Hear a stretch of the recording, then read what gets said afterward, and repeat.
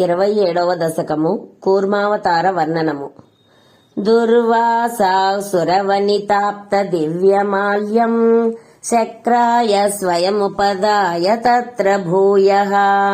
నాగేంద్ర ప్రతిమృదితే సశాపశక్రం కాక్షాంతి స్వదితర దేవతాం సజానాం శాపేన ప్రదిత జరేధ నిర్జరేంద్రే देवेष्वप्यासुरजितेषु निष्प्रभेषु सर्वाद्याः कमलजमेत्य सर्वदेवाः निर्वाणप्रभवसमं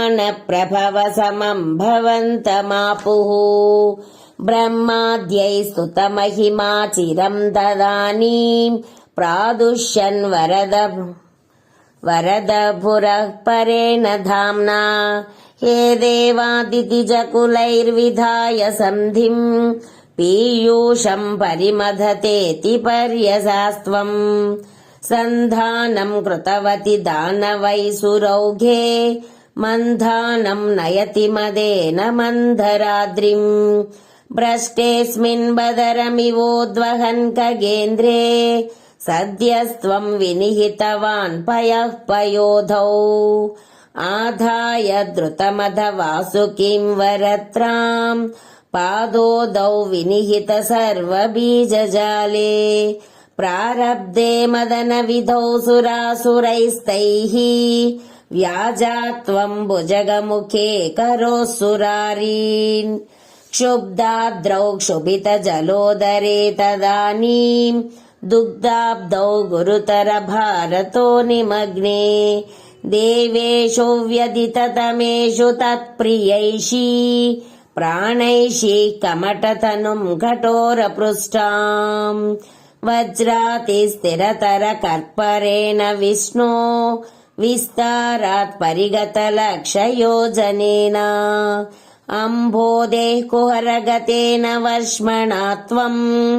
निर्मग्नम् क्षितिधरनादमुन्निनेद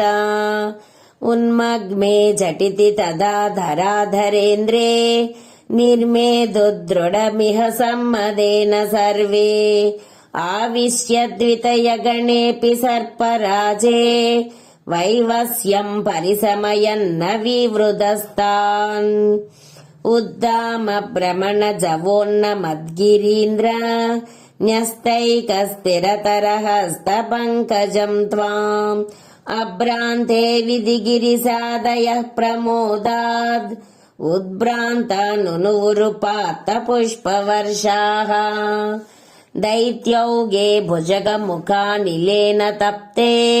तेनैव त्रिदशकुलेऽपि किञ्चिदार्ते कारुण्यात् तव किल देवनावारिवाहाः